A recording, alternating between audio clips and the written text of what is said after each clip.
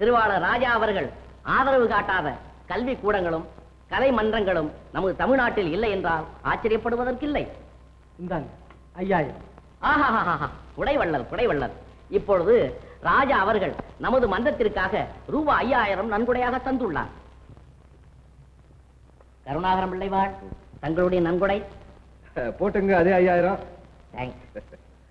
ராவ் பகதூர் தர்மலிங்கம் பிள்ளைவாள், தங்களுடைய நன்கொடை ஒரு 1000 போட்டு. 1000மா?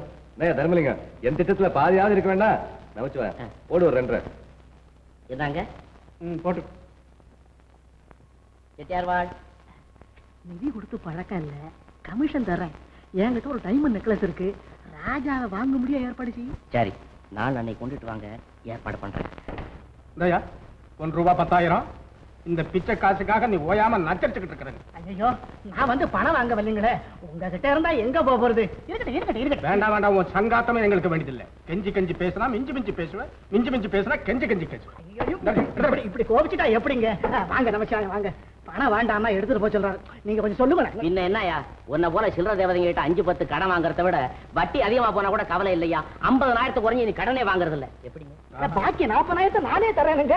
என்னங்க ஆனா வட்டியை மட்டும் ஒரு ₹2. அதெல்லாம் நாங்க கவனிச்சிடும் போயா. அப்ப நான் வரட்டுங்களா? நமக்கு வேண்டியது முதல், செட்டிக்கு வேண்டியது வட்டி. இந்தாங்க நன்கொடைக்கு 2500, சோடா பீடா கடைக்கு 1500, 4000 நான் எடுத்துக்கிட்டேன். நன்கொடைக்கு இப்ப என்னப்பா அவசரம்? நல்லா சொன்னீங்க போங்க. கடன் பாக்கியாவது கொஞ்ச காலத்துக்கு தாட்டலாம், இந்த நன்கொடை பாக்கி மட்டும் வச்சுக்கப்படாது. அன்னைக்கு பாருங்க, ராஜா உடனே கொடுத்துட்டாரு. நம்ம கொடுக்கலன்னா கருணாகரம் பிள்ளைக்கு முன்னால நம்ம கௌரவம் போயிடாது. ஆமா, இந்த ராஜாங்கிறது யாரு உனக்கு தெரியுமா? ஏன் தெரியாது? அவர் இப்ப கருணாகரம் பிள்ளை வீட்டுல தான் தங்கி இருக்காரு. நிறைய பணம் இருக்கு, ஆனா மூளை தான் கிடையாது. பாருங்களேன், அன்னைக்கு அன்பளிப்புன்னு 5000 கையால வீசிட்டாரு. இப்ப நமக்கு ₹2,00,000 தேவையா இருக்கு, ஏன் அவர்கிட்ட கேட்க கூடாது? ஆனா ராமா, நீங்க இப்ப இல்ல சொல்றீங்க, நான் அப்பவே அதுக்கு பிளான் போட்டு தான் அவர்கிட்ட போனேன்.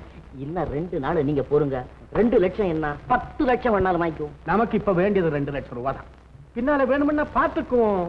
நீ அவருக்கு ஒரு குறையும் வைக்காம நம்ம கணக்குல எல்லாம் வாங்கிக்கும். ரைட்டோ, வெள்ளாசி போடுறேன். போய் பார்த்துட்டு வரேன். அதான் இவ்வளவு அலங்காரமா? போய் பார்த்துட்டு வா. பார்த்து ரொம்ப நாளாச்சு இல்ல? ஆமா, அதுக்கு தான் போறேன். இதுக்கு உங்க உத்தரவு ஒண்ணும் தேவையில்லை. அப்ப உங்க தாத்தா உத்தரவு?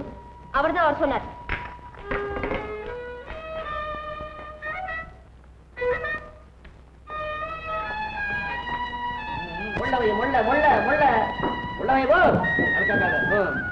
உங்க அவசரத்தை தூக்கி விட்டு போயிடாதீங்க. எல்லாம் விலமதிக்க முடியாத பொருள். என்னப்பா இதெல்லாம்? எல்லாம் உங்க மதிப்பு.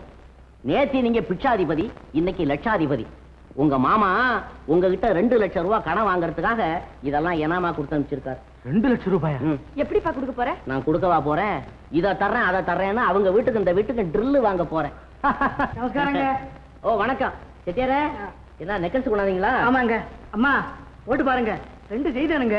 ஒண்ணு நங்கபுரம் நவாப்பு வாங்கிக்கிட்டு பாகிஸ்தான் போயிட்டாரு. இந்தியாவுல நல்லாதான் இருக்குது.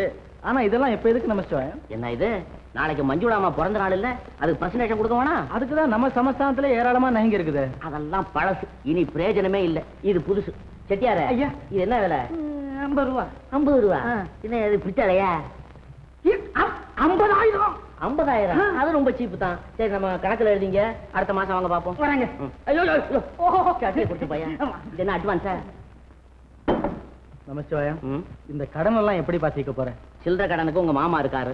இந்த பெரிய ஐட்டம் ஒண்ணுதானே.